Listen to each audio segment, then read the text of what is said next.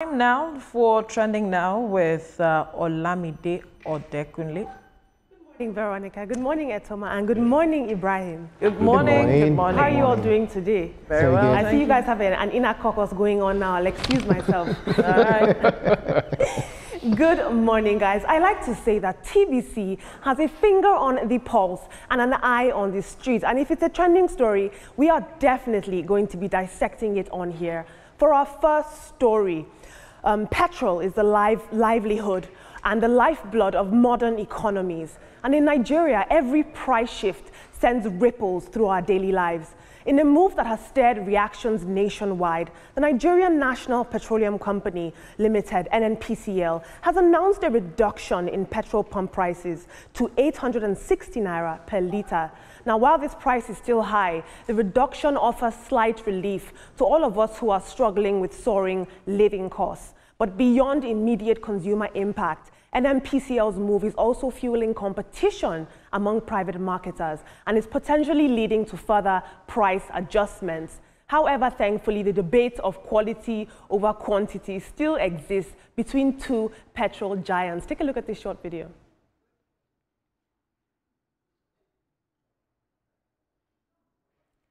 But questions, of course, still remain. Are consumers getting bang for their buck? Are they getting value for their money? I'm going to take a look at social media right now. Experiment 2, the same quantity of fuel. It says, this NNPC and Dangote saga about petrol is why we need more people in the cement industry. If there's competition in that industry too, we might not be buying cement at 10,000 naira. This guy is thinking ahead. I'll take another tweet. Sunday says, 860 naira per litre is still way too high. How is this a relief?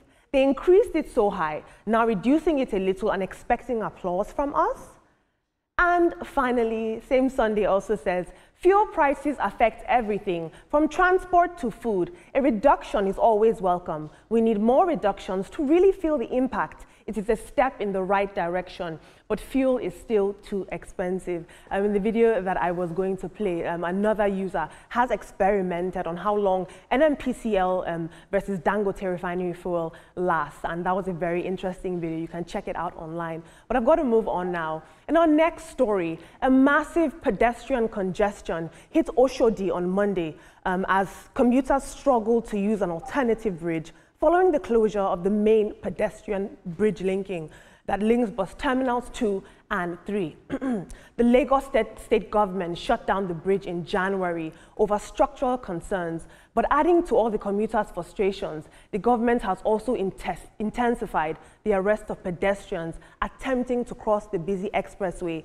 at non-designated points, leaving many Nigerians with no choice but to endure the congestion, leaving thousands stranded in long queues. Of course, frustrated pedestrians are urging Governor Babajide Sanwo-Olu to fast-track repairs, warning that the overcrowding poses serious safety risks. This is very scary. The pictures of the bridge, this is even just a tip of the iceberg. People were stuck there for hours, allegedly. And we don't want a situation whereby, public safety concerns or a tragedy happens, and then we now have to broadcast it on news. It would be great to see the Lagos state government intervene on this, don't you guys think?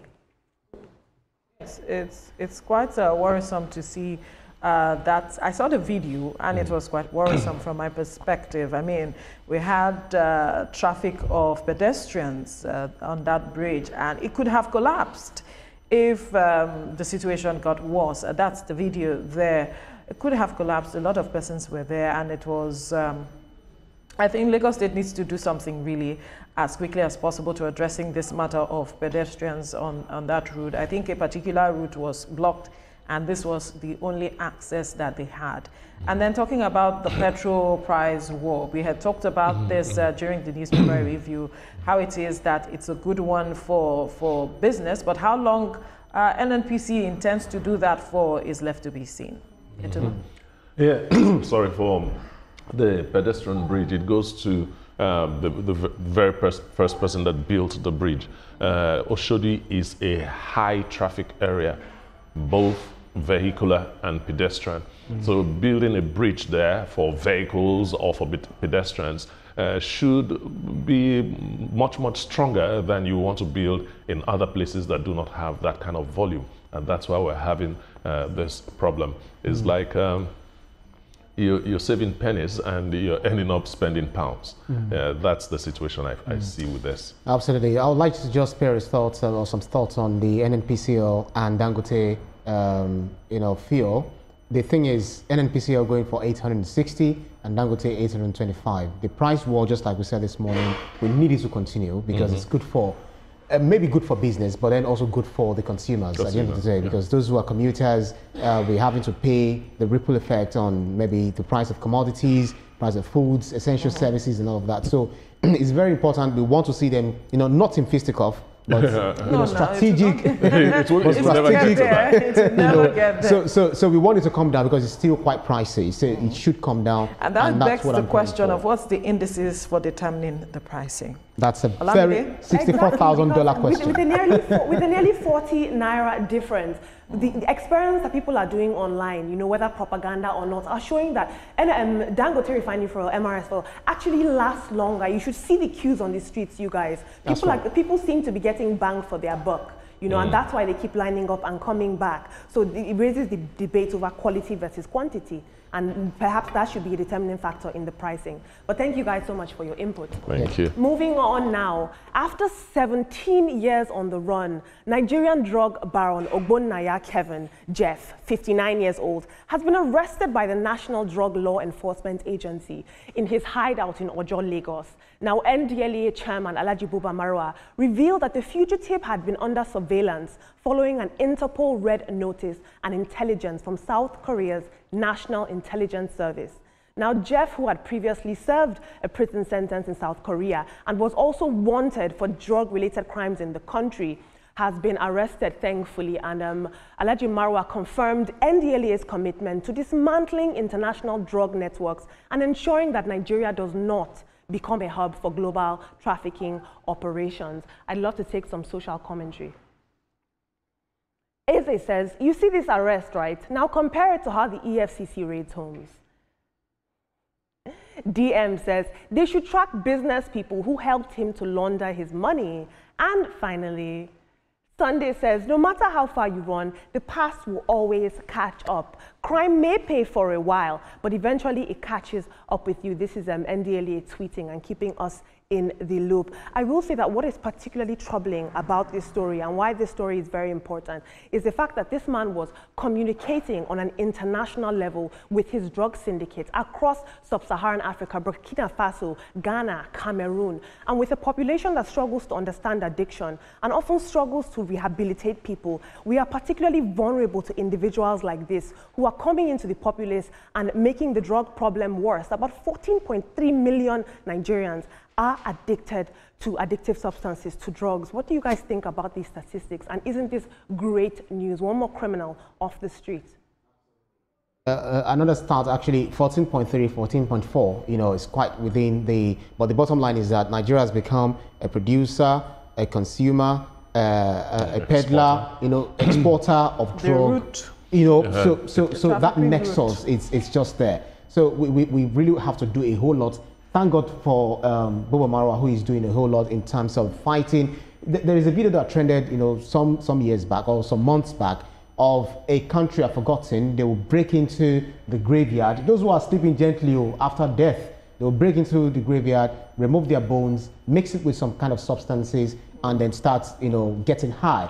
And you see a lot of zombies, on the streets. We don't want our country to get to that level because I do not know what they gain from taking the unfortunate thing is that the cross-section of people in Nigeria who abuse drugs are young people who should be looking at how they can build on their lives and also move the country forward, because we say they are the leaders of tomorrow. Unfortunately, they are focusing on abuse of drugs and substances, and it's quite worrisome. So it's a good one that NDLEA is tracking down these persons who are the ones bringing in these substances and then selling it to the market out there. So it's good. We are seeing that in the ring, in the network, they are going for the root, those who are bringing it in. So it's important that they also look at the chain as well as much as possible. These people are powerful people, and so for them to get him over 17 years,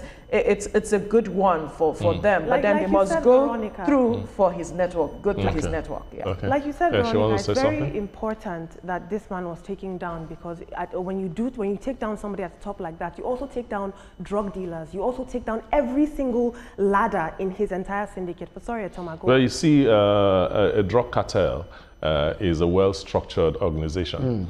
You take off the head, another one comes up. You take off the head, another one comes up. Because they know. They know, yeah. It's big business. It's multi-billion-dollar business. Anywhere you do it in the world, that's how lucrative it is.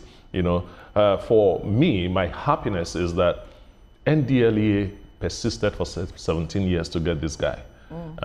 So other people that are thinking of going into this business should, because of this, understand that there's no statute of limitation in drugs. That's right. Just like murder, you know. Okay. And I just want to ask you guys, do you guys think this drug epidemic and drug syndicate pandemic that is going on in the country, do you think this is indicative of deeper social crisis and economic struggles of the youth? Like Veronica said earlier on, there is a root cause that is causing people to demand these drugs and causing the suppliers to supply these drugs. How do you think that the government, or even us as citizens, can step in and play our small parts? I think we're already doing something about it. That's why we're having this conversation in the first place. Talk about it, create awareness on the dangers, and we have had over time conversations about the impact of drug abuse and substances on younger people. So what we can do, parents have a role to play to ensure that they monitor their children, who they go about with, and all of those. And then as a government, measures being put in place, and that is why we are seeing what NDLEA is doing. We just need to put in more effort as it is and ensure that these substances are not readily available on the streets, because if they are readily available, that's why they can often access them. Talking about the economic state, I don't think that's the reason why we're having an explosion of drug addiction, because much richer countries have bigger drug problems than we have in Nigeria. You know, it's just the thing. The young people like to explore. And that's it. I do not know what attraction they have. Some might argue that we have idle minds, but I do understand what you're saying. Other contributing factors like mental health, you know, social issues. But I will say, I don't know if you guys have seen the important work NDLEA is doing. They're actually now employing younger people who have actually been through the process and the struggles of addiction as spokespeople, you know, as brand ambassadors. And I think at some point we saw Naira Marley. Being co-opted into it. As Naira Marley talking against drug addiction. But one thing for me is that I do not know. Ironic. I do not know the attraction for these people, because sometimes when they take it to some countries like Saudi Arabia, China, South Korea, and some other places where they do not even want to see their faces, they just, you know, take them out, you know, straight on. What is that attraction for them? You know, some are even going for holy pilgrimage, and what they do is to go with them alongside. I think it's human nature. When you say it's desperation for. When you say don't do this, that's when it becomes attractive. So for some persons, it's making an extra source of income, as it is, because they feel that there is a certain way they have maintained, you know, their lifestyle in society, and so they need to keep at it. And so if it is giving them quick monies, yes, they will continue, and all of that, they will cash in on it. For the young persons, I'd say it's a fad. Oh, I see my friend doing this, let me try it out. So peer pressure is part of it as well. But also, I think I want to agree with Olamide, you know, to a very reasonable extent. There was a Canadian that came from, you know, Canada, trafficked the drug to Nigeria just for her to be paid, is it $15,000 or something, for her to pay us tuition. You know, so there's a whole lot of things pushing people to, you know, doing this. But the government has to. What do you say, Olamide? I love the fact that you mentioned other countries, Saudi Arabia, the UAE, who take very hard line and concrete stances on this issue of drug addiction. In fact, they don't even want to hear it. But Malaysia. I think this raises, Asia, thank you, Veronica. I think this raises issues about our border control and about security as well. How are these things getting into the country? And that's why we ask those types of systemic questions as well. Absolutely. All right, that was why we mentioned earlier that as we have a trafficking route, Nigeria is a route that these persons are coming, and we have made it easy for them as a country for them to thrive. So we need to continue clamping down on them. Thank you, Olamide, for bringing us these stories. You're welcome.